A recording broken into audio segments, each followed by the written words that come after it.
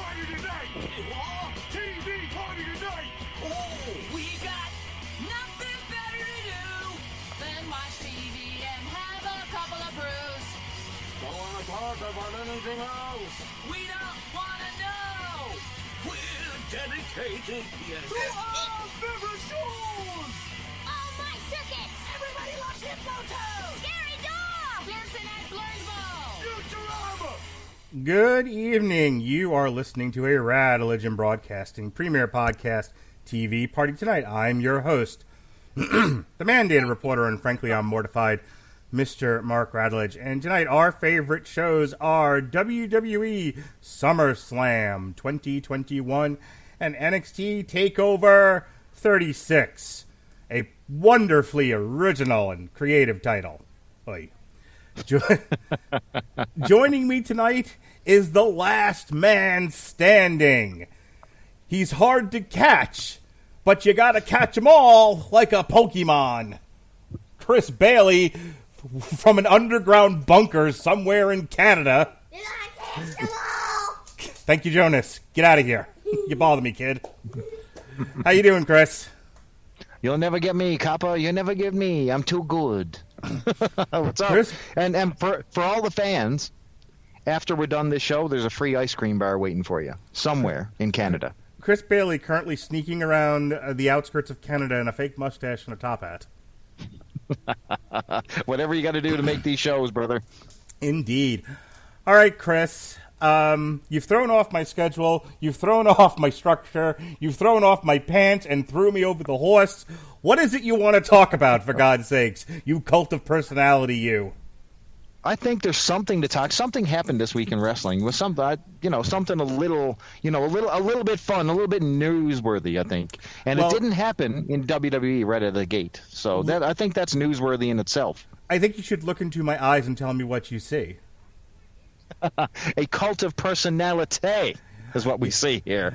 That's right. CM Mother Effin' Punk returned to the wrestling biz after 7 long storied years and 7 years of the WWE getting fan bombed every single show chanting his name. Well, he returned to AEW on Rampage, a 1-hour Friday night show. Pre-taped. Got CM Punk back in action. Pre-taped, yes. Yeah, pre-taped, yeah.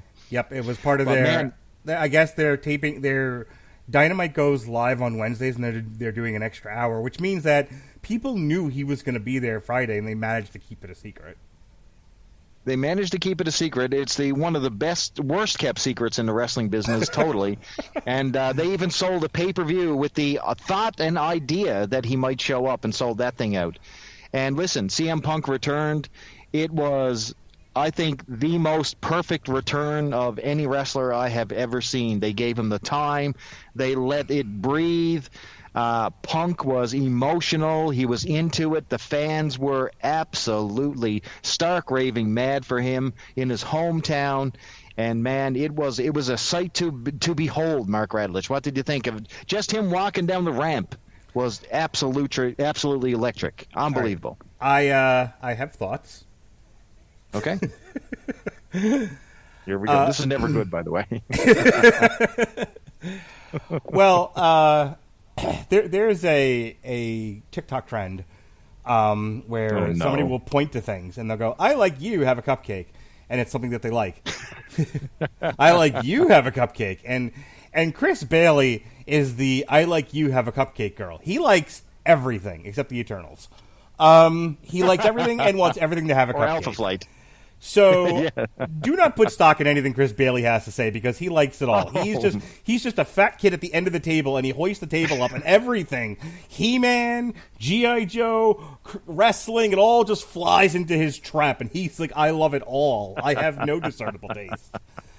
I want you to understand. I want you to understand one thing. So I'm raised in an era where all the stuff was created that we consume today. I was there at the ground level, holding the action figures, reading the comic books.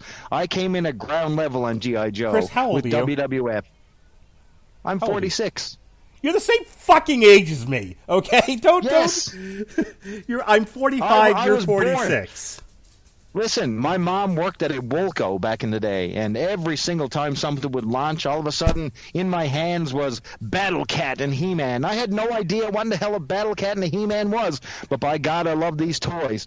And G.I. Joe and WWF wrestling. I mean, I was a pop culture nerd, and I consumed toys and comic books like a madman. And when I get to see all of my favorite properties returned to me in some form or fashion, I have opinions, Mark Radulich. Some of them not good, but most of them I'm just excited to see it return. Okay, well, so there's Chris Bailey, who likes it all, have a cupcake. But now you're going to hear... Shut up. But now you're going to hear from me, Mark Radulich, a man with discernible tastes. Not Robert Winfrey, who hates everything. See, like, there's Chris Bailey, who's way far to one side. He's with the Ronnie Adams and, of the world, where they like everything. And then there's too far to the other side. There's the Robert Winfreys and Pat Mullins, who hate everything of the world. I'm right in the middle. I'm the man you can trust. Oh, what a crock of shit. Anyway, go ahead. And I have thoughts that you can trust about right. CM Punk. Let's hear them. Okay. It was nice to see... It was nice to see such organic fan reaction to the return of a beloved indie wrestling darling. And admittedly, like my wife and my kids, people might say, why do you keep going to them like they're the authorities on it? They're not. They're actually the anti-authority on everything. They're the casuals, the norms. So exactly. So yeah, no, exactly. You're right. So that's your barometer. Right. Like if somebody who's a casual reacts positively to something, is just not living in a bubble like we live in, because we're isolated with our bias. You know what I mean? Right. With what we grew up on. So we don't have a true barometer. Like you like She-Ra, and I know that that's a bag of dicks. You know what I mean? Because you didn't live in the She-Ra bubble like me. This segment's going to go an hour if this keeps up. Okay, let me. we blocked 10 minutes to talk CM Punk. We've done 1 minute of CM Punk and 20 minutes of everything else. Listen. Fair enough. Go. I turned to my wife, who turns into a pumpkin at 9 o'clock at night on a weekday, and I said, "Hey, are you going?" This was a Friday night, by the way. And I said, "Hey, are you going to watch Rampage with me?" And initially I thought Rampage was, I guess the first week it was 8 o'clock, but now it's 10 o'clock now on Friday nights. Yep. And I said, "Are you going to watch Rampage with me?" And when we thought it was 8, she was like, "Yeah, I'm into it." And it was like, "Oh, it's not until 10 o'clock. The fucking accountant's on right now." And she's like, "Oh, well, then I'm going to bed." And I'm like, "Hang on. This is the alleged return of CM Punk." And she's like, "I'm into it. I'm going to stay up. I'm going to make coffee, and I'm going to stay up for this." Okay? So this middle-aged woman, who's not a wrestling fan, but watches wrestling with her husband, was into the return of CM Punk. So, like, I get that it's a moment, and I appreciated it for its moment. And I was into the moment. Him coming out and having an organic man cry reaction on camera. I'm into all of that. Like, it was nice to see him return. It was nice to see the reaction to it. I'm into it so far. And then he starts talking. And they gave him a good, 5 to 10 minutes. And in that 5 to 10 minutes, two things happened. One made me raise an eyebrow, and one made me roll my eyes. The first thing was... Oh, come on. Okay. Do I get to talk? Or... I hope you catch COVID. Go ahead. You dirty bastard. Go ahead. Yeah, I have COVID. That's what's funny about that. That's the joke. This is why there's no video today, because I don't want to give people video COVID. Anyway, that's going to cause a YouTube strike. You can't get COVID through a video. Anyway. So the first thing he said that made me raise an eyebrow was, he was like, "When I left Ring of Honor, I left professional wrestling." Okay. Correct. I get the became point. A sports entertainer at that point. I get the point of that, but it was still like, you made that choice. Don't reframe it you got drafted into the fucking army and sent to Vietnam. You made the choice, Phil, to join the WWE. And it's not like they didn't have decades of proof that they were what they were. Maybe you didn't know the degree at which you would be treated and put through that machine. But come on, if people like Chris Bailey and I basically know what it's like in the WWE, you had to have known. It's not like it's a secret. Okay, number one. Number two, he then says something along the lines of, and I'm paraphrasing here, I know people wanted me to come back, but I could not come back to the place that made me sick. Oh. And I'm like, okay, I get that too. I get, here's the thing, and this is the point that I'm trying to make. But it made him physically sick, though. It literally did. He did not. He was not a well man at the end of it. In the time used on TV, he did not say anything in that interview that I didn't already get from him on Colt Cabana's podcast. So this is just all rehash. It was, I'm happy to be back. A one-line retread of everything he told Colt Cabana on that infamous podcast. And then we were done with all of that. So far, I'm like, I don't get the point of this, other than, yay, he's back. Then the thing that made me roll my eyes. There are so many people he could work with in the AEW locker room. He chose to call out Steve-O from Jackass. Oh, I'm sorry, Darby Allin. Yes. Think about this for a second. That's smart business on his part. So, who's brand new, a homemade, Kenny a homemade star? Fucking Omega. Who's selling merchandise. Kenny and Omega. No. You do not shoot your load over the cheerleader first. No, you start with the fat chick at the bottom of the pole first. Okay. Kenny fucking Omega is right there. You don't know if either one of these guys is going to slip and fall and break their neck in the next month or so. He has to fight Christian Cage. Cage, Mark Radulich. Nobody has to fight Christian Cage. Christian Cage has to go walk into the woods to live deliberately for a while. No one gives a shit about Christian. Nobody. They threw the worthless Impact title on him that only had value when Kenny Omega had it, and then they gave it to Christian, and it immediately became a store-bought title that I could buy my son at Walmart. That's the Impact title now that Christian has it. Kenny Omega, he's right there. He's running roughshod all over the indie scene. You don't start at the top of the hill. You build your way to the top of the hill. You don't need that match. You need to sell tickets later on down the line with dream matches. So you start out with a very, very good competitor who's going to get a rub. It will. How many people does Darby Allin have to throw over the horse to get over? How many people have to lay down for the guy that's the size of my 7-year-old son, who throws himself into ordinary drinking glasses, observe?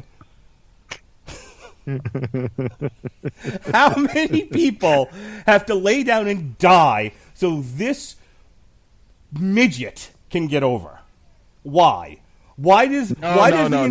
Between Darby Allin and Orange Cassidy, I don't get this company. You have Kenny freaking Omega right there, who's been doing this angle. Hang on. Let me get this point, and then I'll shut up. Kenny Omega, by God, has been running roughshod, has been going to Mexico, Impact, that closet that they call Impact. He's been going here, there, everywhere. He's going to Japan. He's going to your mom. He's going everywhere, and he's winning titles left and right. And he's been telling people, I'm the greatest. The only place he hasn't gone to win a title is the WWE because they won't let him. They being everybody. Vince McMahon. No, he was in NXT. He was in NXT and didn't make it. He's not currently there, like wrestling Roman Reigns is my point. No. Okay? Correct. That's the only place there's the only place left that has a forbidden door. But everywhere else, he's running all over and he's winning all the titles. And he's fucking great. Okay? He's the smarmiest, worst possible heel in the entire history of pro wrestling right now.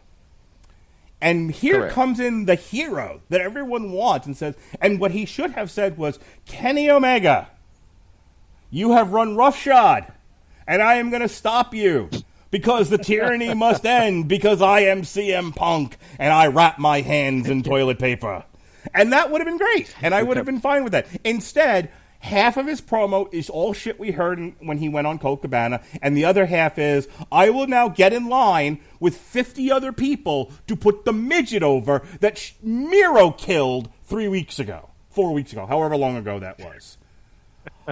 Eyes rolling in the back of my head. I immediately lost interest.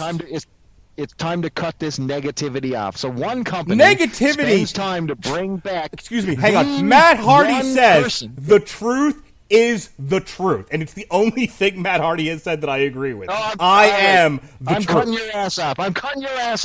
I'm stepping in here and fixing this shit. It's going off the rails. One company brings back their star in Becky fucking Lynch and buries Bianca Belair. AEW brings back CM Punk. The first thing he says, I'm like Britt Baker in Pittsburgh. He puts over Britt Baker in the first line. Then he puts over Darby Allin, who's up there, a young kid who's waiting to go. He's here to make a difference in wrestling. WWE is full of shit with SummerSlam. Let's hit SummerSlam. I'm sick of it. How about that shit? I love CM Punk's return. I'm still crying. Have a cupcake. Yes. I love it. So we're Passion. So we're in disagreement about CM Punk. You thought it was fine, and you think his first feud being with Darby Allin is like money, and where I'm standing is his first promo was meh, and putting over Darby Allin is same old, same old. That's where we are. The greatest promo in the history of the past 20 years of wrestling, and you're saying it's meh. Oh my God. So first of all, that is 100%. Not. He said nothing. That is actual. How far back are we going? The greatest promo in how long? We're going 20. The 20 pipe years. bomb promo is within that time. Just before Dusty Rhodes laid out hard times, baby. You're a lunatic. Best promo. If you think no, sir. his milquetoast fucking room temperature chai latte of a promo. You tell that Chicago fan base that wasn't the greatest thing they've Chicago ever seen. fan base would have reacted the same way if he had farted on a snare drum. Okay, I don't give a shit what they reacted to. God. They were primed and ready God. for any drizzle that came out of his penis, and they lapped it up like fucking puppies. I was rolling on the ground, shirtless, rolling in it. That was not better. And this is the last word I'm going to say on this. I, Mark Radulich, the truth is the truth. We'll have the last word on this, and then we will go on to SummerSlam. If you think that promo that he gave, that drizzling recount of they didn't even have the details. It was just kind of like, this shit kind of happened from Colt Cabana's podcast is better than the original, authentic, from the heart, but still WWE managed, according to Triple H, pipe bomb promo where he wished death on Vince McMahon. You're out of your fucking mind. Nobody it was better. has delivered a promo. It was the extension of the pipe bomb. My eyes. It was perfect. You're making my COVID worse. That's how bad that opinion is. Okay. So before we move on to SummerSlam, I just want to let our listeners know that Mark Radulich loves She-Ra. Let's move on, commentators. I am a friend to the LGBTQ plus community. I'm sorry that you hate. I'm sorry you hate them, Chris. I do not hate the LGBT community. I'm Plus, sorry you minus. hate the LGBTQ community and that Canada bans them from existence, and that's why you live there. He is wrong. Anyway, SummerSlam. Wham, bam, SummerSlam. Yes, sir. Let's talk about it. All right. Let's run down the results. Run down the results first. Well, hang on. I'm trying to introduce this. SummerSlam, your summer vacation destination from Las Vegas, Nevada, in Allegiant Stadium. All right. Now we can talk about it.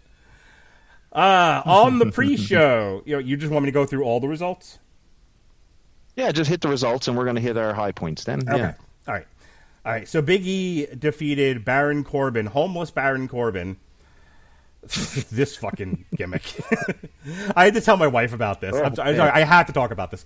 So my wife's like, what happened to his Kane gimmick? I'm like, he lost it. She's like, so why does he look homeless?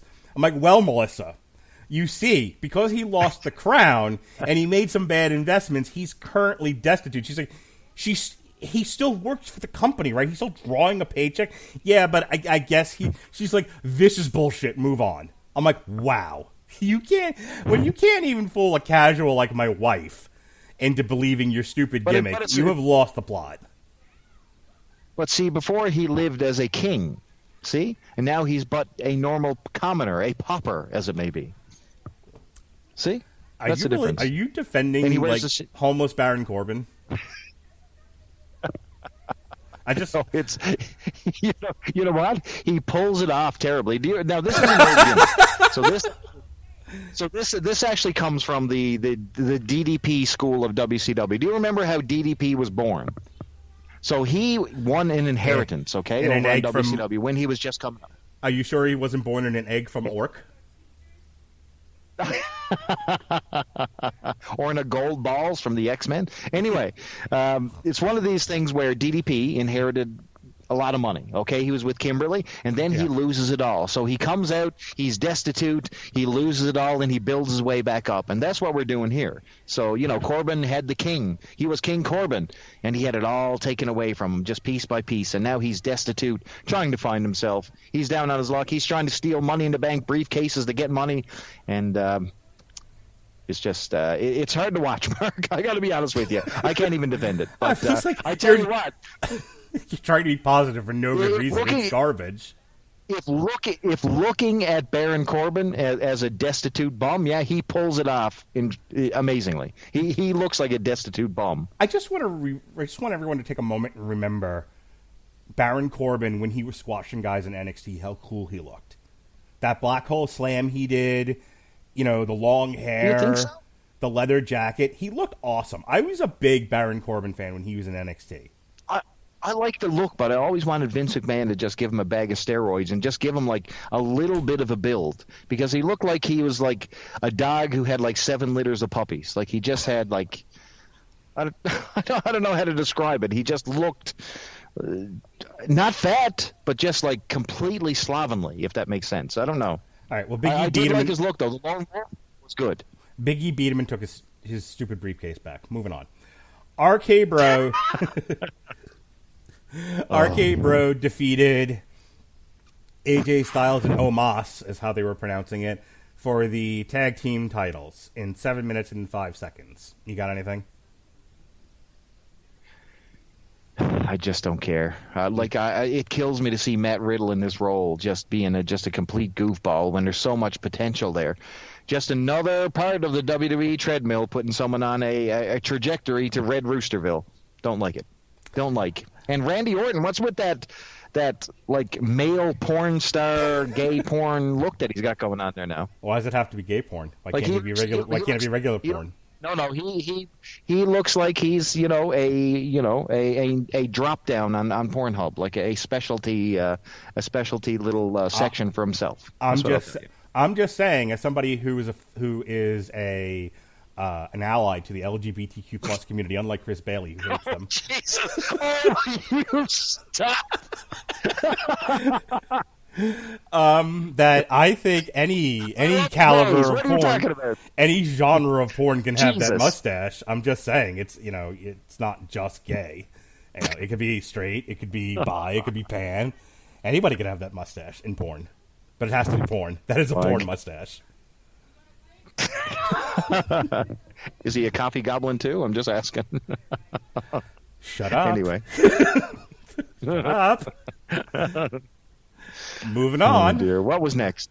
Alexa Bliss defeated Eva Marie and Doudrop. I have to talk about this now because I do too.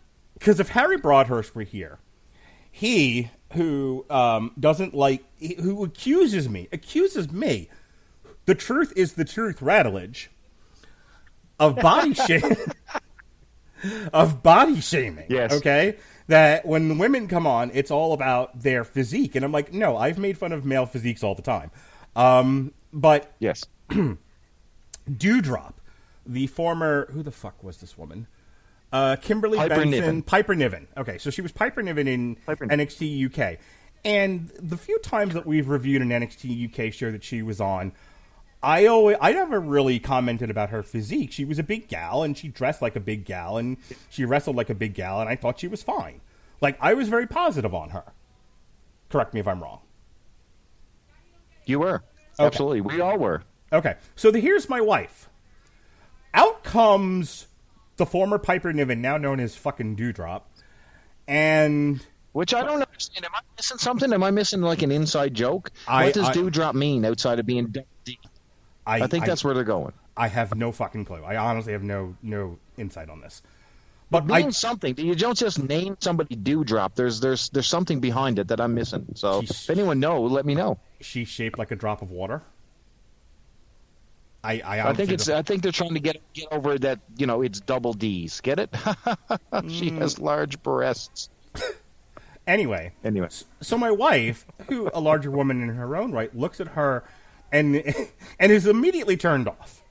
She's like, I don't understand why she's out there. I'm like, are you fucking kidding me? Like, my wife is totally, like, body shaming this poor woman. She's like, I don't understand why this fat girl's out there. Like, and I'm like, wait, what? And her whole thing, I had to, I stopped watching the match. That's why I'm not talking about the match anymore. One, I don't give a shit about Eva Marie. She still sucks. And Alexa Bliss is Papa Shango. But I'm more interested in my wife's opinion on Piper Niven's ability to be on television. And my wife is like, all I'm saying is you generally don't see women of that size and shape on WWE mainstream television. That was her whole thing. Like, it took a little while to get there. But, like, because if you think I'm beating up Chris Bailey and his hatred of the LGBTQ community, you should see you should hear how I beat up on my wife and her hatred of other fat women. I did the same thing to her, just not on podcast. I would have had we been recording, though. It's not like the lack of podcast made me do it. No. I do this to everybody, constantly, recording or not.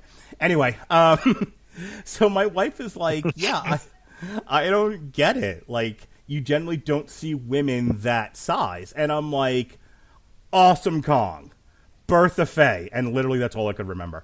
But, like... Okay, but let me tell you something. Like, Piper Niven's a good-looking girl. Even as Dewdrop, and I know they have her looking stupid, and they're going out of their way to, you know, emphasize her body shape, you know what I mean? Intentionally so, compared to Eva Marie, you know what I mean? Who's streamlined. What's her name? Nia Jax. Nia Jax is a big girl, too. I would say. I think she might be taller than Piper Niven. But, like, it's not like... I think Piper Niven's a beautiful girl. Here's the Nia Jax scares me in my dreams. My wife's point that WWE doesn't highlight big women, I was like, I think that's a little misplaced. I think that you get one out of a group of girls. And granted, like, lending to my wife's opinion that they don't highlight bigger women is there's usually one out of a group of 10 every, like, generation of women. And I think that's true. You don't see more than one. But, like, she was literally taken aback by Piper Niven's presence in this match. And I was like, I don't understand what you think is so weird or different about this. And she was like, they generally don't have big women on TV. And I'm like, but they do. And then literally, I just remembered now Nia Jax. But outside of Nia Jax, the only two I could remember was Awesome Kong, who was on WWE TV for like 2 weeks, and Bertha Faye, who was on the 1995 SummerSlam. So maybe my wife... Oh, my God. Bro, I can't believe you brought up Bertha Faye. Star of the 1995... What a bad example. Star of the 1995 SummerSlam against Alundra Blaze, the former Medusa. I love Alundra Blaze. I love that. And she was Rhonda Singh. She was a super heel. And he dressed her up, and they gave her Harvey Whippleman, and they made her like this. Oh, it was just pathetic. I don't know. That was terrible what they did with Bertha Faye. So we can't move on until you come down on a side on this. You know, is my wife pointing out something that I just went over my head, that, like, they really don't highlight women like this? You know, or there's they so don't. much... This is... On the main roster, they really don't. So they, this is fairly new. Like, they're not playing her off as like an intentionally, when someone's of size, they either got to play the monster, as in Nia Jax, you know what I mean? Mm-hmm. She's so unusual, you know what I mean? She comes out, she's just this big, vicious killer heel, you know what I mean? Or you got Bertha Faye, who's this just atrocious, not even close to being pretty. Like, she's supposed to be like hideous, but she thinks she's beautiful. That's the gimmick. So they were always saying that, fat is not beautiful, basically, is what they were saying back in the day. And are they now, saying Piper Niven? And are they saying with Dewdrop / Piper Niven that fat is beautiful? Because, like, I'm not really watching the contrast. They're saying it's okay to be in your own body, to love your skin that you're in. Okay. This is the morality lesson we're getting here from the WWE, right? So you can go around, Mark. Listen, get yourself a blue swimsuit and walk around Florida, and just see the reaction that you get. I tell people, like, I'm beautiful.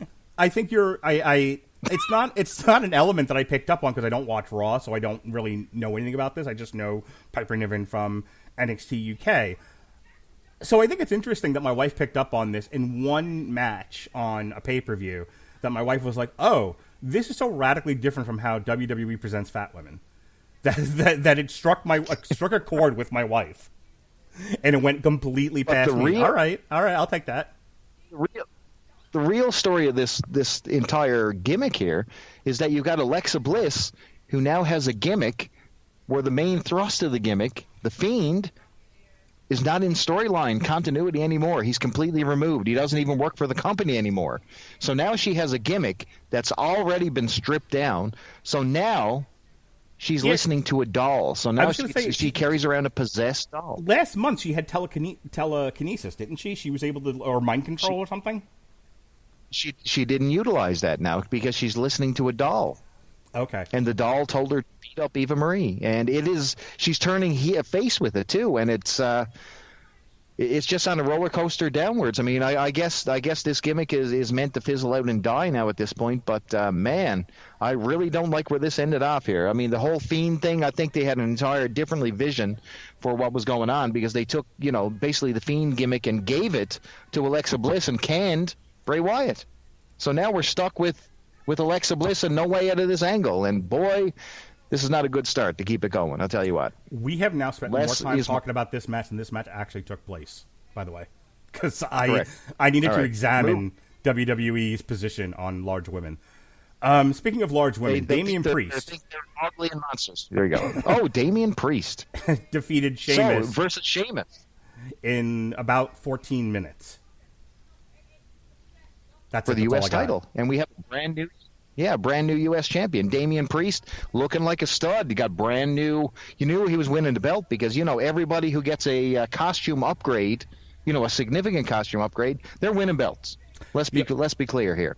And we'll see that when Thanos comes out there a little bit later on in the women's triple threat. So my only thought about this is Damian Priest damn near killed himself and landed awkwardly on his hip. Wow, did he spot. Wow. Just awful. But yeah, you know what? I'm glad to see the belt finally off of Sheamus. And you know what? God bless Damian Priest, because they put him through the ringer. They've positioned him with rappers. They had him out, spraying people down with super soakers against The Miz. Just so much garbage that they put this guy through since he's come to the main roster. And well deserved. I'm finally glad to see Punishment Martinez get his championship. Good for you. I was happy man to see this. And getting Sheamus off my screen is an extra plus. The Usos defeated Rey Mysterio and Dominic Mysterio. Is this moving towards Dominic finally turning on his dad? Because I feel like there was an opportunity to do that a month or so ago, and they went past it, and they haven't done it yet, and they didn't do it in this match. So are they ever going to do it, or is this ever going to go anywhere? Or I have completely and utterly lost the plot with the Mysterios. And were they wearing a Wu-Tang mock-up t-shirt? Man, it certainly looked like it, 100%. I'm not even familiar with much Wu-Tang stuff, but that's exactly what they were doing. Listen, the Wu-Tang Clan ain't nothing to fuck with. And stop, and you're not Dominic Mysterio with your baby face. You should not be wearing Wu-Tang Clan anything. Not even the Wu Ric Flair t-shirt, motherfucker. If anyone needed a mask, it's Dominic Mysterio. Ugh. Give that guy a mask. Do you remember the first time? Man. I think it was like Juventud. Do you remember the first time Juventud took his mask off? And you're like, oh my God, what a gorgeous child man you are. He was a gorgeous child man. He was. And he sort of still looks like it when you saw him on AEW. You know what I mean? So, I mean, yeah, it's a very off-putting face. Like that baby face is just really, really unusual. And I don't know. Wasn't a fan. Anyway, the Usos, retain the straps here, nothing to see here, and they continue the plot of when will Dominic turn on Ray? Because it's coming. It's coming. Marty Jannetty is rolling shop window in position. All right, moving on to the next bit here. There's like no wrestling to talk about. It's all stories and behind the scenes machinations. People like, what did you think of the match? Fuck the match. This was like, here, I'll tell you, I can sum up the entire SummerSlam card. More cookie cutter widgets wrestling. None of it really stood out. Occasionally something stood out to me, like Damian Priest destroying his hip. But other than that, the only stuff to talk about with SummerSlam is like the angles and some of the behind the scenes stuff, because all the wrestling is the fucking same. That's the WWE in a nutshell in 2021. Moving on. So, allegedly, Chris Bailey, Sasha Banks is with child. Did you know that? I thought she had the COVID. See, I've heard. I did not hear that story. I've heard the story that she's with child. That's why she missed SummerSlam. Wow. What did you hear? Well, she had the plague, the COVID. Well, that's pretty. That's a much better situation for her. Good for her. Congrats, Sasha. You now have yet another excuse not to show up to a show. Good for you. Yeah, where did you hear she had COVID? Oh, just in general banter with some of my friends. They just said, "Oh, I think she has the COVID." Okay. And I'm like, "Oh, okay. Well, that must be scripture." No, nothing verified at all. No. Okay. Yeah. My source is somebody who knows somebody on the inside at WWE, who generally, when he blurts this stuff out in our chat, is more or less on the money. So that's where I'm getting my inside information from. Now we have insiders. So you hear that? Insiders into WWE. That's the next level shit you get with our podcast. But no, I don't think anything has been confirmed either way, right? She missed SummerSlam, unknown reasons. That's all, right? Yeah, exactly right. Well, boy, did we have a bit of a debacle here. So they were advertising this match right from the pre-show. Now, I had found out on Twitter about 2 o'clock that day that she was completely off the card, that she would not be there. It was locked in. You know what I mean? Confirmed that Sasha Banks wouldn't be there. So when I saw the pre-show and they were showing the highlights, of the, still building the match, I'm like, oh, okay, maybe she is going to show up. Maybe they were wrong on the internet, heaven forbid. And, 2 minutes before the show, they did the hype video again. Out comes Bianca Belair. And I'm like, okay, well, maybe there's some truth to this because the champion is coming out first. And then the guy who's doing the announcing just suddenly says, oh, by the way, Sasha Banks couldn't be here. Place just starts booing. They were about to throw garbage at it. Bianca, had that look that someone just, took a crap in the corner or something like that. Just, Out comes Carmella. The place is, you could feel the tension in the audience, like, oh, we're getting shafted here. This is trash. Pure trash. They started a promo with each other, and nobody wanted to see this match. Let's be very clear. Nobody wanted to see Carmella versus Bianca, even though Bianca is over. You know what I mean? Popular fan favorite, the underdog champion. Then Becky Lynch's music comes back, and the man returns to the ring. The place is a good little pop. She gets a great, great reaction. Fans, thunderous approval, 50,000 plus on their feet. Really, really good. Was it CM Punk level? No, it wasn't, but it was a good damn pop for 50,000 people. Double of what Punk had, but, good, strong energy. Becky Lynch comes out. She looks at Carmella. She takes her to the bank on the outside, absolutely destroys her, throws her in the ringside steps, clears the ring. She rolls back in. They make the match. The man versus Bianca. I mean, this is a SummerSlam-worthy match. Absolutely. You're like, holy crap. This is a holy crap moment. Becky Lynch takes her, gives her the rock bottom. 1, 2, 3. It's all over. Bianca, who they spent the entire year building, jobs out in 15 seconds. 30 seconds. And I'm horrified. Was it 30 seconds? Yeah, the according to Wikipedia, the length of the match was 27 seconds. I was mortified. Okay, I'm going to defend I was this. like, what did you just... No, there's no defending this. Go ahead. Okay, in a court of... In the United States, I don't know about the dictatorship of Canada, where they don't allow homosexuals, but... Oh, my God! What the hell? But in the land of the free, where you're allowed to chase your dreams and pursue happiness in the United States, we have something. Is this the same place that has an ongoing pandemic, but nobody can wear a mask? But wait a second. Go ahead. I have no idea what you're talking about. Anyway, exactly. So anyway, douchebag. You rang. Here in the United States, we have a court process that has a prosecution and a defense. And so this will get a defense, and I will defend it because that is what I do. Becky Lynch, and I have said this time and time again on this podcast, so unlike CM Punk, I will not go over all the things I've already said that are documented and can be heard at any given time. I will just say that Becky Lynch's the man character really only works as a heel. Becky Lynch was probably at her best when she was an obnoxious bag of shit. I agree. The only reason why she got cheered was because at the time she was feuding with Charlotte. Everyone hates Charlotte. More on that in a moment. So having her come back, giving Bianca Belair the Ultimate Warrior business, and walking out with her title takes... I mean, people were prepared to cheer her, but let's face it. Her run as a face at the end of the Ronda Rousey year was abysmal. Everyone hated it. Everyone hated her. She was boring. And her character was obnoxious. And people wanted to boo her, but they were pushing her as a face. And so, I get the argument that was made about, hey, here's this woman who people are dying to see come back. They're ready to cheer her, and you bring her back as and she's a mom.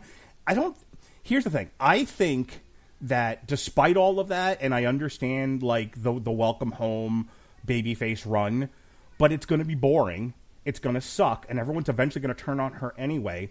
Why not bring her back, have her kill, as she did, your current babyface champion, who was A, going nowhere, and B, boring. And now you have... What made Bianca Belair popular was her chasing the title, as it always is in wrestling. What's going to make Bianca Belair relatable and popular again is her chasing Becky. And Becky needling her and poking her the entire way, being an obnoxious, shitty heel. So I think there's money in Bianca Belair chasing a shitty Becky Lynch. I think what they did was, it was startling because, oh my God, I can't believe after all that, you just took the air out of Bianca Belair. But hang on. There's a story to be told here, and I think if we just wait for the story to pan out, there might actually be money at the end of this story. So I'm okay with all of this. This is okay for me. My defense. Okay, rests. Here's what I would do. You ready for Chris's fan booking segment of the entire show? Hang on. Do you have a rebuttal, or were you just waiting for your chance to speak? I think that it was a complete ball shot. This was terrible. You don't think my defense holds any water?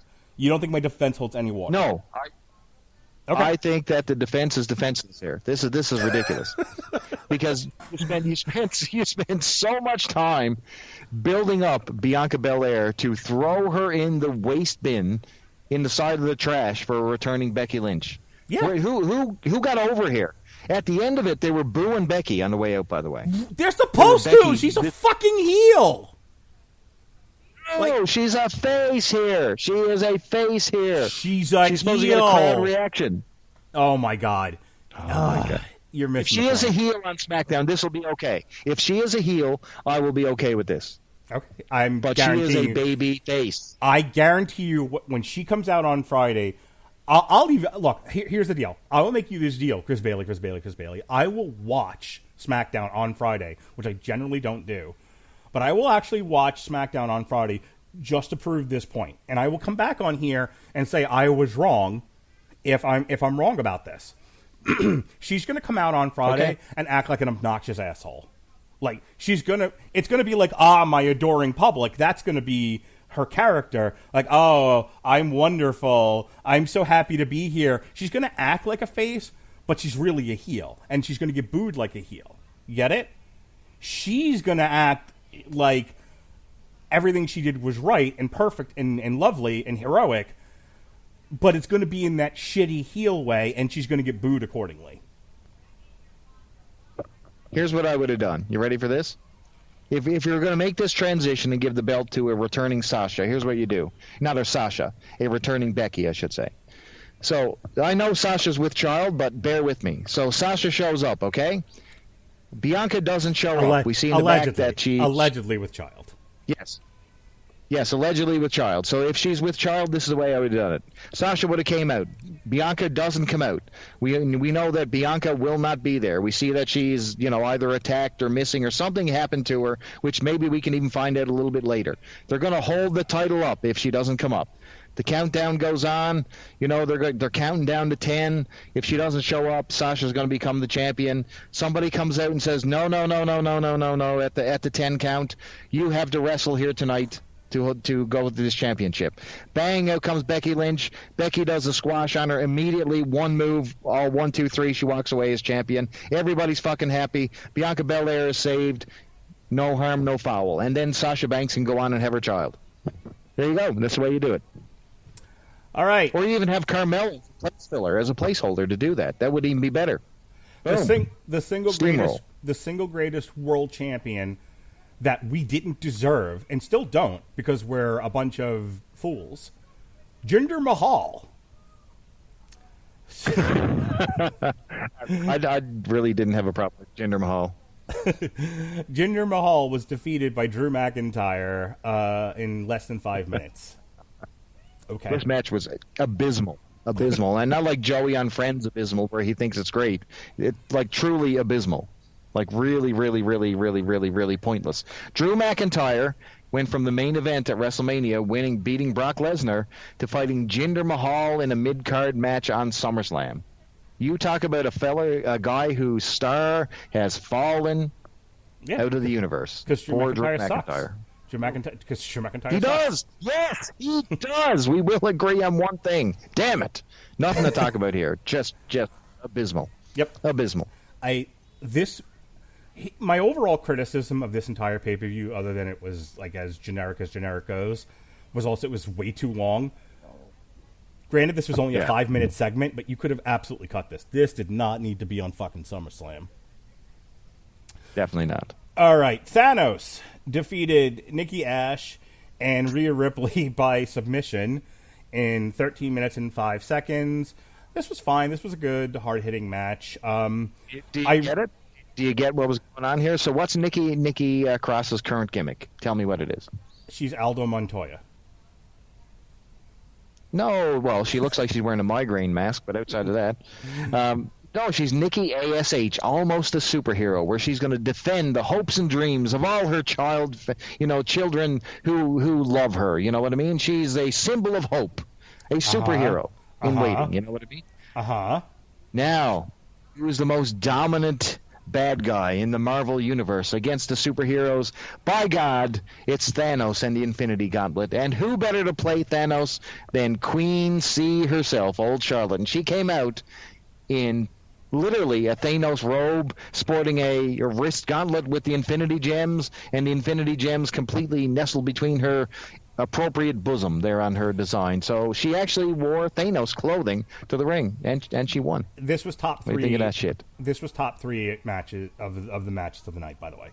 This, Edge and Seth Rollins and Roman Reigns, John Cena, as far as like wrestled matches that could even inch out, edge out, being well-wrestled matches that, stood out from the rest. This is in the top 3. I think Charlotte Flair and Nikki managed to piece together a good match. I think seeing stumbling and mumbling Rhea Ripley over there was not... she's green as the grass, man. I'm telling you. Rhea Ripley really, really, really, really needs to go get some seasoning. Something is a step, more than a step off with that girl. So, I put in the chat that I really want to see a reinvention of the 2-man power trip, but it's Charlotte and Becky. And was it you who made like the grouchy face? Why? I think that'd be great if it's just the two of them just bullied the entire roster, beat everybody, or just win. Do you remember the Austin Triple H 2-man power trip? How awful it was. Oh. Yes. Oh, yeah. And you know what? I think you're onto something there. But you really need to go all in. If you're going to do the 2-woman power trip, you really got to crush bodies. You know what I mean? Yeah. You really got to because people hate Charlotte Flair all the way around. If Becky Lynch comes out as a heel on Friday, that's the direction you go. You got these two arrogant people, and that's the way you build up someone to, basically replace them or make that next babyface, is to crush these two people who have sucked the very life and fabric out of the WWE. You know what I mean? So there you go. I absolutely think that between now and WrestleMania next year, you need to, like, Bianca Belair's chase for the title needs to end. She needs to get beat by Becky in a real match. Okay, like she needs to get beat by Becky, and then like just break her down, build her back up again, so that in the run up to WrestleMania, it's Bianca Belair versus Charlotte and Becky, and have her beat both of them at WrestleMania. I think that's the way to do it. But between now and then, just have Becky and Charlotte be insufferable bitches and wreck everybody. The only reason that I put the grouchy face there was because anything to do with Charlotte Flair instantly gets that reaction from me. I'm like, oh, please stop. Just give me somebody new. I agree with you. A solid year of them just stacking bodies. No, just send up Shotzi, send up Dakota Kai, and just have everybody, every woman they have signed that is TV ready, just crush them, just wreck. Because there's nobody else on the roster other than like Bianca Belair. There's nobody else on that roster that's worth putting the title on. That's over with the crowd as much as Bianca is. So fuck it, just crush the entire stupid roster. Just put what's her face there? Not Dakota Kai, the other one from Team Kick, Tegan Knox. Put her back in the hospital because she's fucking injury prone. She'll end up there anyway. Just give her 5 minutes. Throw Shotzi down a flight of stairs since she's going to trip and fall anyway. Just fucking crush them. That Indian girl who's been on NXT for like 20 years, destroy her on television. Just have fucking who's that? I can't remember her name, but she's been there forever. She got a bunch of TV time being like the new trainee when they ran that one NXT show a little ways back. She was with the Robert Stone brand for a little bit. It doesn't matter. Oh yeah. I know exactly who you're talking about for sure. Yeah, have Becky and Charlotte just pull her arms and legs off, just rip her in half. I agree. All right, moving on. Edge and Seth Rollins had a match for 21 minutes, 15 seconds. Edge defeated Seth Rollins. Edge came out to the cool Brood music. Yeah, it was like that was the highlight of my weekend. Was Edge coming out to the Brood? I like there's so many things that people like go crazy about. I'm like, meh. I had a legit wrestling mark out moment when he came out to the Brood music and entrance. That was fucking great. Too. I loved it. Me too, but you know what? They should have went all in with it. Shave off the beard, give him the slick black trench coat. But instead, he was waiting. He was like wearing his rated R superstar pants, and he wearing his new current day cloak. And the only thing that he had that was Brood-esque was his sunglasses. So I mean, go all in, man. Shave him up, make him look like the Brood. But they did a hybrid, so they couldn't go without doing his theme music, which everybody loves. If Edge comes out, you got to hear "On This Day" his old altered bridge, sing along song. So I mean, good match though. And I mean, when it comes to Seth Rollins matches, I really never have much good to say about any of them. But this was serviceable, and Edge winning via submission was even better. Cool. Yep. Just needed to be about 5-6 minutes shorter. There's no reason for this to be 20 minutes. It went on way too long. Agreed. I want to say this is about where my family and I gave up on this pay-per-view. This went so long because I remember watching Bobby Lashley and Goldberg in my bedroom. So I want to say like this went so long and the whole pay-per-view went so long that my family who were staying up to watch John Cena were all like, "Fuck it, we're going to bed." So that tells you, like, WWE, you're losing people. Like, this idea that you can have people's attention. Look, I understand, like, boxing matches tend to go very, like, between the undercard and the main card, tend to go several hours. but nobody watches the whole thing. Like, only the hardcore boxing fans will have it on the whole time. Your most, like, the casual people, the people that you want, like, to come in and spend money, they're not watching the whole time. Please stop doing this. 3 hours. That's it. A little hint on why they do this? And I bet you it's going to be... Think about it. So who are they with right now? NBC Universal. They're with Peacock, right? Yeah, NBC Universal on their streaming service, Peacock, okay? So if you're using a Netflix model, you get paid not only, like, you get paid up front for your content and all that type of stuff, but, you know, your hours streamed as well comes into play when it comes to the percentages and payouts and all those type of things. So when you add an extra hour to a guaranteed show such as SummerSlam and WrestleMania, if you add extra 2 hours, that's an extra 2 hours of all the people and content streamed. So you're actually building, you know, your currency base. So every single time you add that extra hour, you're adding extra stream hours to, you know, your overall net worth. So that's the whole idea. These things are never going to get shorter with that concept. You know what I mean? Well, I'm going to keep falling asleep then, and I'm going to keep shitting on your pay-per-views. So definitely, I agree. It's not a proper model, but it's making them cash, is what I'm saying. No, and I am 110% with you, and I am 110% with the idea it's not going to change. It's only going to get worse, and I am 110% going to keep shitting on it.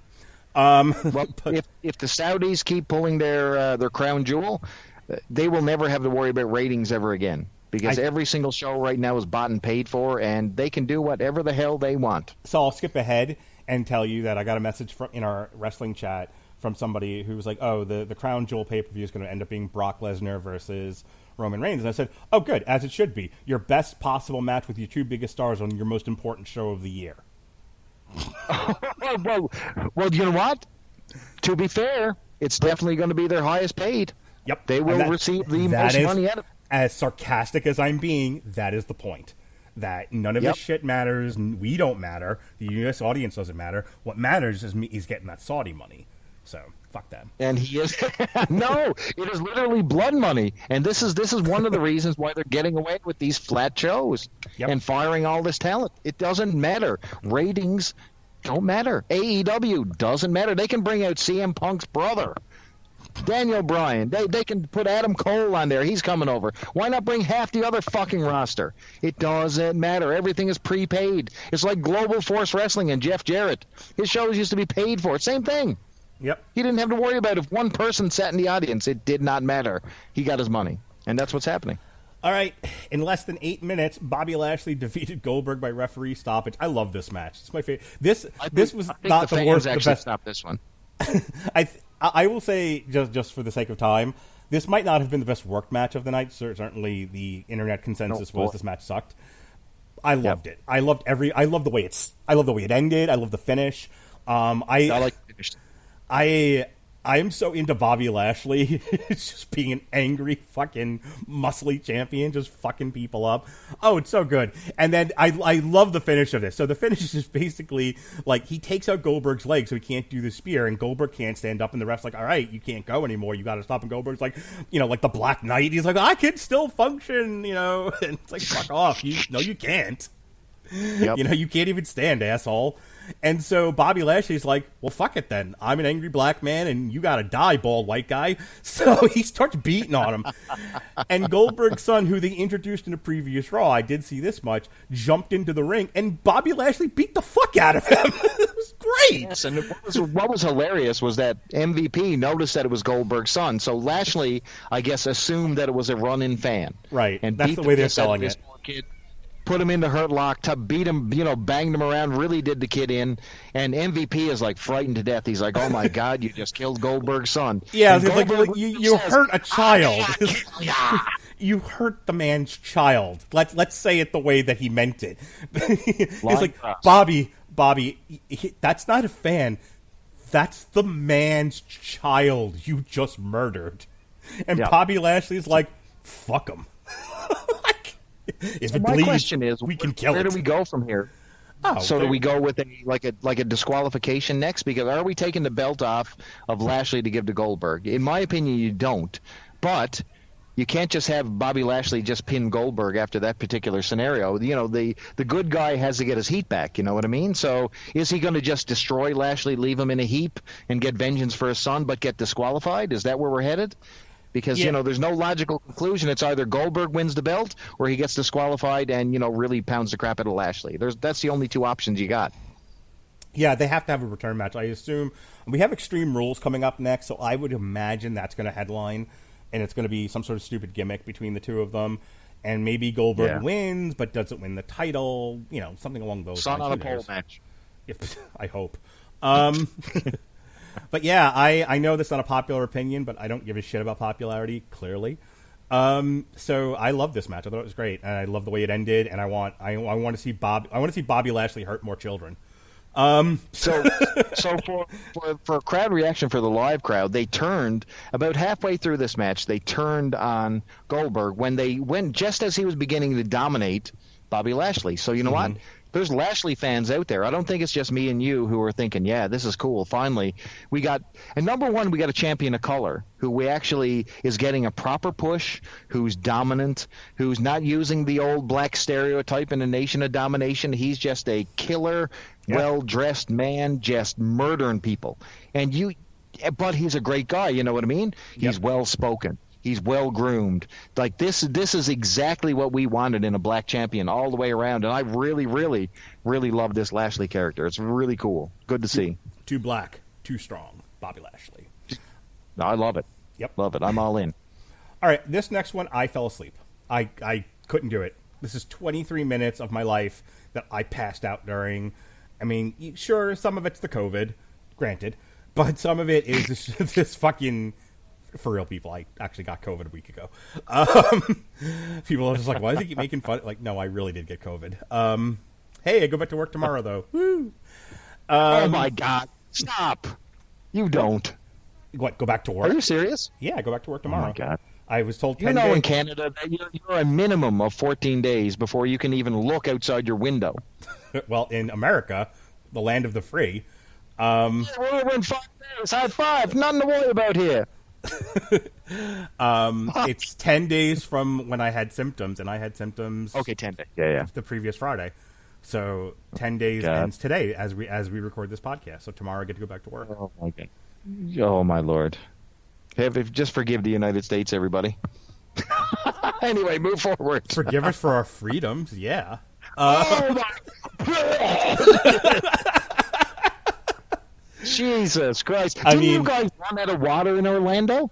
Forgive us for wasn't there like a water shortage too on top of it? Forgive Can us you for do anything right down there. Forgive us for our pursuit of happiness, unlike anywhere else in the world. Anyway, you guys got Mickey Mouse. What else? Nothing. There you go. fucking Disney World, and with nothing else happening. We have freedom and we have fries. Fuck off. Fair enough. Roman Reigns defeated John Cena in 23 minutes. What I was awake for was fine. They put on a good match. I've watched some of this back since then, and again, there was table spots, and I mean, Roman Reigns and John Cena are both good, and they work well together. Absolutely. Roman Reigns got another notch in his belt by defeating a known 106-time world champion. So, nothing. Let's talk about what everyone really wants to talk about. Let's talk about the fucking man. See, COVID's over now. Okay, it's done. I was the last one to get it. Okay, because the fucking man is back. Yeah. Oh my God! He looked great too. They gave him a new look. This guy came at it like the match was over. Like Cena was Brock, the New World Samurai, fucking Lesnar. Yes, he's a New World Samurai and a redneck nonetheless. Those are clutch lyrics, Chris Bailey. Ooh. Fucking Brock, motherfucking Lesnar, baby. Yes. The last bullet in the chamber the WWE's got to do. The single greatest wrestler in the history of grappling. Brock, the man, Lesnar. Your true champion. Honestly, it's hard to disagree with that, to be quite honest with you, because I'm telling you right now, that crowd popped when they heard that music. Cena was just beaten. Roman Reigns was celebrating all this type of stuff. out comes Brock Lesnar. Can I Paul tell Heyman you? almost shits his pants. Can I and tell it you? was awesome. Consistently, I fall asleep during WWE main events, and consistently, Brock Lesnar's music wakes me up again. Like that's not the first time that's happened. Like I have been dead fucking asleep, but I hear and I'm like, huh? My wife asked me, "Were you erect?" And I said, "I was." I put a hole through the fucking television. It was great. And talk about Brock's new look, man. He looks like he's absolutely jacked. He looked like in incredible shape. He's got a brand new longer hair. He's got the man knot on the top of his head. He looked like a Viking warrior just coming to murder. So can Roman we talk? Reigns. Can we talk about how awesome I am for one moment? Because I said, You're not awesome. I am Never met you amazing. before. You are an asshole. Go ahead. I said at the end of Money in the Bank when John Cena came out and confronted Roman Reigns and they kissed and made out in the ring, that like this was dumb. That's a dumb way to do it. And Chris Bailey stopped eating his cupcake for a moment and cried at me and was like, "But you don't understand the subtle subtext of looking in another man's eye with thoughts in his heart. Don't you understand the love that was in the air between Roman Reigns and John Cena?" And I'm like, I don't want to see any of that shit, Chris Bailey. I want to see fucking men being manly. Yeah. And Brock Lesnar came out and Roman Reigns, and first of all, he fucked up John Cena, just destroyed him off camera.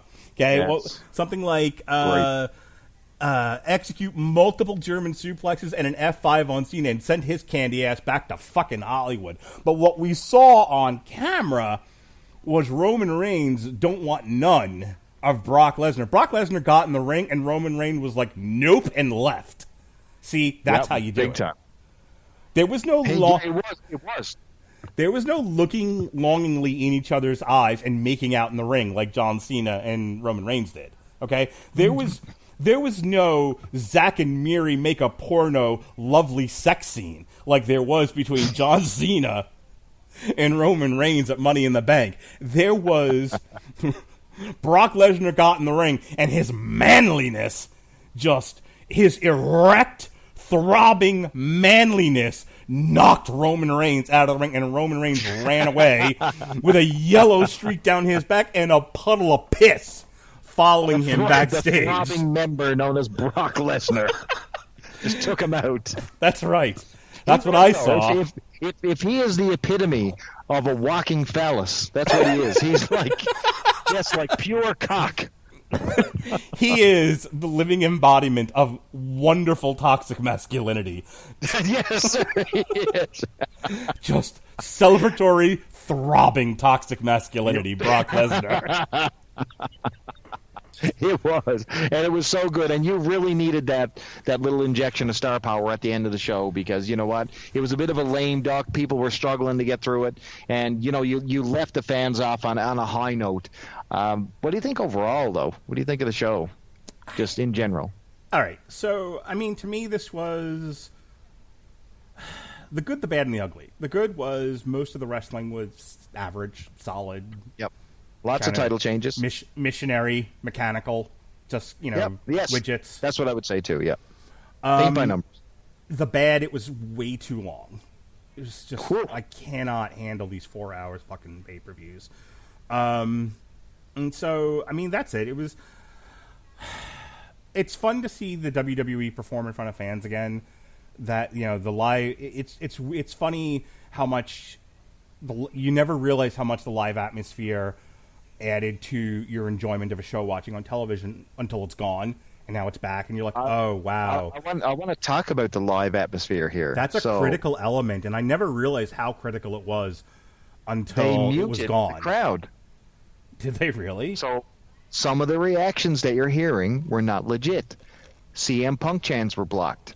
There was times when there was no crowd noise, where they were injected cheers. Okay. So they're still dabbling with either crowd muting or manipulation of the sound. They're still doing it. So I don't know. I'm not a fan of that. Like, I like the organic vibe. Is, you know what? If Goldberg is being booed, let us hear him being booed. Don't do a Sid Justice and then have him cheered or have him booed. You know what I mean? I'm going to disagree with you, and here's why. When they let the crowd just be organic, they like an old man who, or like a middle-aged mom didn't really know how to deal with it, and so they tried to play along like they were cool, and it didn't work. So remember when the WWE fans were turning on the product very vociferously before they got wise to it, and they were like fandangoing in the audience, and then so they had Michael Cole like an asshole, like, "Hey, we love it when the crowd fandangos." Like, no, they're fandangoing because your product fucking sucks, and they're like viscerally reacting to it. They're fandangoing out of boredom, you dumb fucks. We should go back to fandangoing. My point being is their reaction to it was that. And I would rather them just control the audience and mute them than have to deal with them reacting to fandangoing again. Like, I would rather them just tighten up the product than them having to old man react to something they don't understand. You see what I'm saying? But just imagine opening your show, opening your SummerSlam, one of your tentpole shows, to an outrageous CM Punk chant. Yeah, the crowd's a bunch of assholes. Okay, fair enough.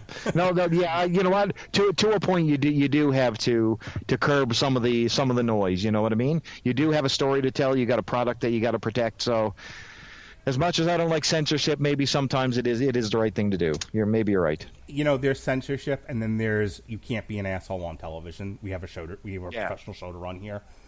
Censorship is I write something critical of the government because the government's doing bad things, and I get put in prison, and my thing gets deleted. That's censorship. Like you don't start out a show by booing the product when you haven't seen the show. The matches are shit in the bed. Yeah, give it to him. But the fat neckbeard screaming CM Punk before anything's happened yet. You can shut him up. Yeah, feed him. Feed him a cupcake. It's fine. Take it, beat him up, throw him out the door. So that's SummerSlam. We went well over our structure here, by the way. That's okay. So, but we got another 10 minutes, and I want to talk about the end of NXT. Well, before we do, we have to talk about the end of Grammarly. It's not the end; it's only the beginning. Grammarly's AI-powered products help people communicate more effectively. Grammarly helps you write mistake-free on Gmail, Facebook, Twitter, LinkedIn, and nearly anywhere else you write on the web. Grammarly corrects hundreds of grammar, punctuation, and spelling mistakes while also catching contextual errors, improving your vocabulary, and suggesting style improvements. To download Grammarly today, go to getgrammarly.com/W2Mnetwork. Again, that's getgrammarly.com/W2Mnetwork to download Grammarly for free. All right. So I have a quote here because you told me you wanted to talk about this, and so I did a little digging. And the quote that I have is, NXT is no longer going to be the third brand of WWE. It will revert back to being an older style of developmental territory. They want bigger, younger stars they can mold to be the main eventers and attractions. Meltzer read a company memo, and this is the headline, from a source that said, no more midgets, no one starting in their 30s. They want people who can be box office attractions and main characters. The exceptions, like Adam Cole aside, they want people who are young, dumb, and full of cum. No, they want they want young bodybuilders, ex-athletes from other places. They basically are saying no more Ring of Honor indie midgets. And yes, because here's the reason, okay? So, and a big part of that reason is when you got a guy in Chicago getting a thunderous applause and basically taking a limelight from a character that would not technically exist without his horrible WWE experience. Part of the whole CM Punk character that's over is a statement against the WWE, how they don't like their product. He's the anti-hero, blah, blah, blah, blah, blah.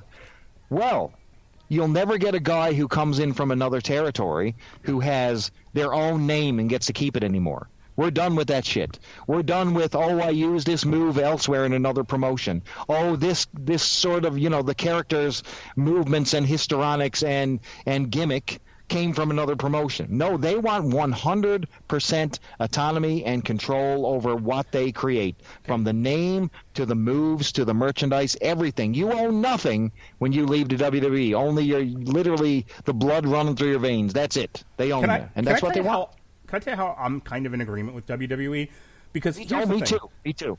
Here's the thing. They got screwed so many times. Well, not only that, but from a scientific perspective, let's go back 20 years and say, hey, what if all of the indie guys, all of the indie darlings, all of the Ring of Honor guys got drafted to the WWE? If only the Ring of Honor product got to be, the WWE's TV product.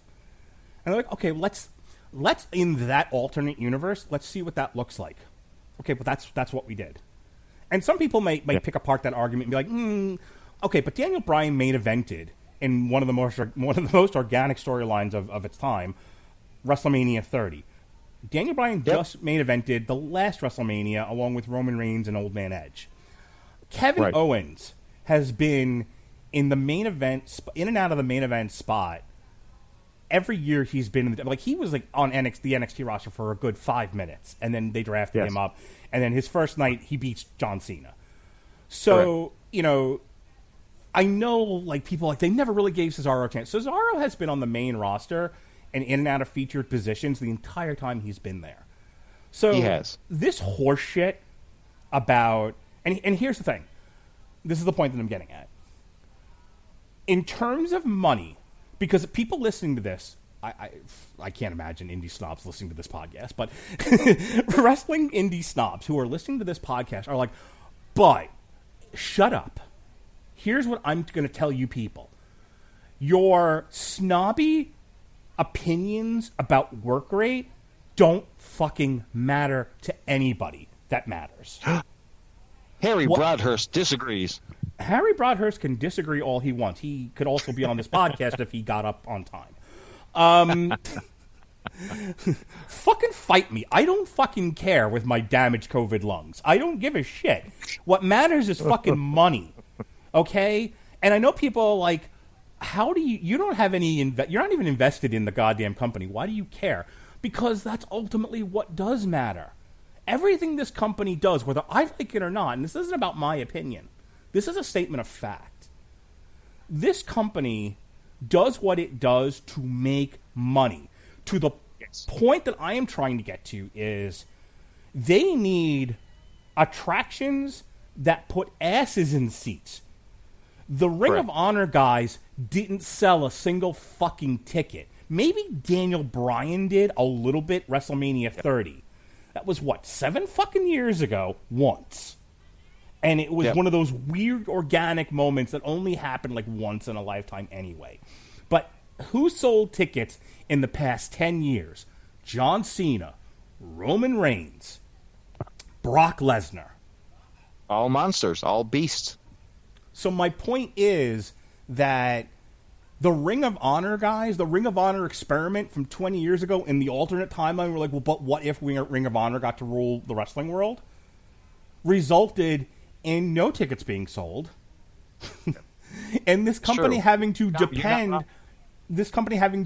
on big money contracts for whatever garbage they put out. That's the bottom line here. And that is exactly what these people are thinking. They're not thinking about fucking work rate. Are you fucking kidding me? Do you think, Nick Khan is the dude's name? I think Nick Khan's looking at the WWE product going, Ilja Dragunov. He doesn't care. Ilja Dragunov and Walter put on really good matches. They should be at the... He's not... Ilja Dragunov just had one of the best matches of the year with Walter and finally got his just desserts winning the UK title. He's going to get cut tomorrow because he's a fucking midget. Okay? No, that is a goddamn shame because you're right. Yeah, go ahead. Continue your point. I agree. So just to wrap this up, we can move this on. If they've tried, man. And here's the thing, because people are screaming at their podcast, fuck off, Radulich. No. Find me the data that disputes my claim that the WWE's already leapt to this conclusion that none of this shit worked. The Ring of Honor experiment didn't work. NXT as Ring of Honor Light didn't work. These guys don't sell fucking tickets. Monsters, attractions sell tickets. You pepper up monsters, attractions, gimmicks, homegrown gimmicks sell tickets. You get these, and then the other thing about this to remember is that look at Tommaso fucking Ciampa, who looks like an old billy goat. Okay, he's awesome. Don't get me wrong, but he's 100 years old now. They're not putting him on the fucking main roster, and he doesn't want to go to the main roster. So what is the point of paying this guy all this money if you're not having if you're not having a third touring brand and you don't need names, then Ciampa's fucking useless now, and you might as well cut him. Johnny Gargano. I'm sorry. Go ahead. No, go ahead. You're right on the money. Go ahead. Keep going. Johnny Gargano. Johnny Gargano is 5 feet fucking tall and useless. He's great for the work rate snobs, but other than that, he's fucking like his wife at least is kind of hot, and has a personality. But he is fucking wallpaper. Okay, but he puts on good matches. But cut him. Get rid of Gargano. He is not selling tickets to a WrestleMania. He never would have sold tickets to WrestleMania. No, he's not. He's not. You're right. And so, and NXT had become a niche brand, and I mean, it really showed when they were up against a brand new product in AEW, even in its infancy. They couldn't even keep up with that. I mean, they were beaten by almost 200,000, viewers every week for an unknown brand. That should have been their first sign going, okay, like the star power here is not connecting. And we have a major vehicle into WWE that's promoting us. We're on a network that's being promoted, and we can't beat an upstart indie company. Here's the thing. That should have been sign one. If their goal with NXT was to create a niche indie product that they can control, then my whole argument goes away, and I'm with it, and I like it. I liked NXT for years now because it was basically Ring of Honor light, with high production quality, and that's fine. But and here's the point, so that I don't get too much in the weeds here. If your goal is to have a developmental product that you control to create the new Roman Reigns and Brock Lesnar's and John Cena's of the world, then this entire NXT thing for the last 10 years has been a giant waste of time. Who has come out of NXT that could... if John Cena, Brock Lesnar, and Roman Reigns drop fucking dead, and they need quick a John Cena, Roman Reigns, Brock Lesnar for Saudi Arabia, who do they have in NXT right now? Who do they have on the main roster right now that could step into that spot? Who? We know it's not Karrion Kross. We know it's not Samoa Joe. Like we know that it's not LA Knight. Like all these guys we saw last night. Either. It's not Big E. Walter? Like, is it Dragunov? Like, no, it's not. Right. You're right on the money. It's pointless. It's not future building for the main roster. It's not, because these guys are not main roster stars. They're not.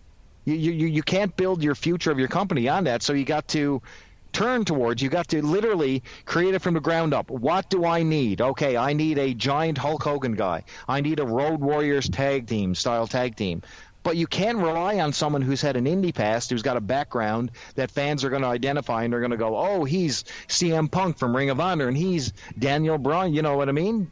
Like, people have established backgrounds, but if you create brand new stars from the ground up, fans will either take to them or reject them, but on their own virtues. But now you own it. You own the narrative, all the narrative. It doesn't come with baggage.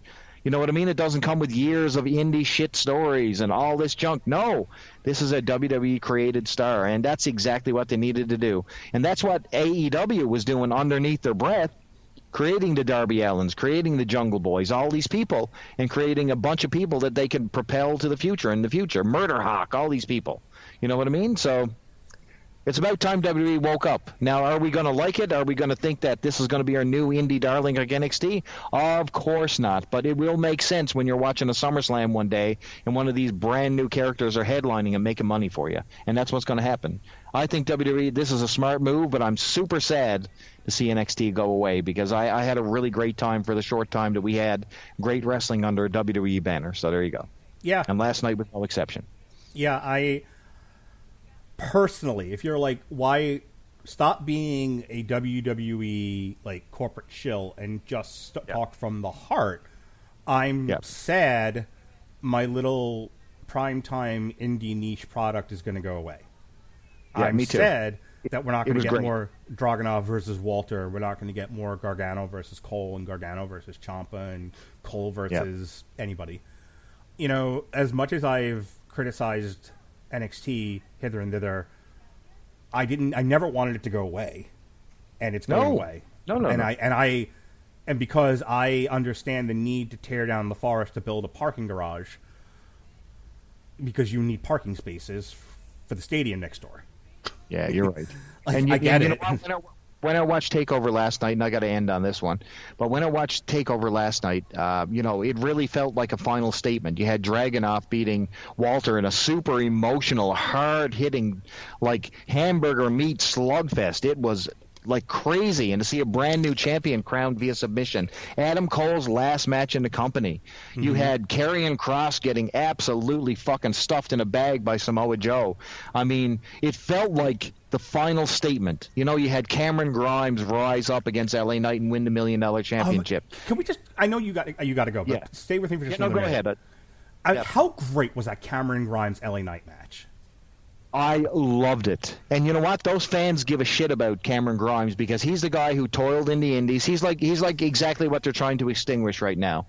He was Trevor Lee, and he was burning up the indies. People were seeing him at their basketball arenas and all this stuff, or their school gyms, watching him do all these crazy shit. And then he found his character in Cameron Grimes, and he milked that cow, man. It was so good. And to see him beat LA Knight, and you know what? LA Knight doesn't get credit for this, but I mean, he held his own in this match. He was a great heel, a foil to get Cameron Grimes over, and I think, man, this guy really he gives a shit, and you can see it in his wrestling and in his demeanor, and he tries to do his best, and I love it. This whole card, I know you got to go, so I'm going to wrap this up really quickly. Yeah, and then absolutely. We'll get out of here. But this whole card was phenomenal, top to bottom. Like, not a bad match on the card. Ridge Holland crushed who the fuck that was, Trey Baxter, as he should have. Yep. Cameron Grimes, LA Knight had a match of the year candidate. Loved it. It was so good, and I am like. I put up, just to tell you how like high on Cameron Grimes I am, I put up on Twitter, I'm like, a picture of Brock Lesnar, picture Cameron Grimes. He's the fucking best. Put all the titles on Cameron Grimes. To the moon! So good. I was deathly afraid Dakota Kai was actually going to beat Raquel Gonzalez last night because I figured they're going to draft her to the main roster at some point. But yeah, like... Raquel between the eyes with her dick and knocked her right out. Raquel Gonzalez beat the shit out of Dakota Kai. Dakota Kai was there for it all. They had a great women's match. It was good. What can one say about Dragunov versus Walter? It was phenomenal. Oh my God, so good, so good. Kyle O'Reilly, Adam Cole. I can't imagine. I think Cole's going to end up going to AEW probably as he should, because what's he going to do on the main roster? I think, quite frankly, I think Kyle O'Reilly needs to go with him. What's Kyle O'Reilly going to do on the main roster other than wrestle fucking Cesaro 100 times? Bobby Fish is just well for him to cash the chips. He ain't getting back in NXT anymore. So let's get the three of them back on to go under AEW. Why not? Who cares? But they had a great match. I kind of like the way it ended. People were booing, but I don't really care. They did the thing with the handcuffs. Cole was trying to outsmart Kyle O'Reilly. Yep. Kyle O'Reilly just grabbed his leg and twisted it, and Cole was like, "Fuck!" and tapped out. It was great.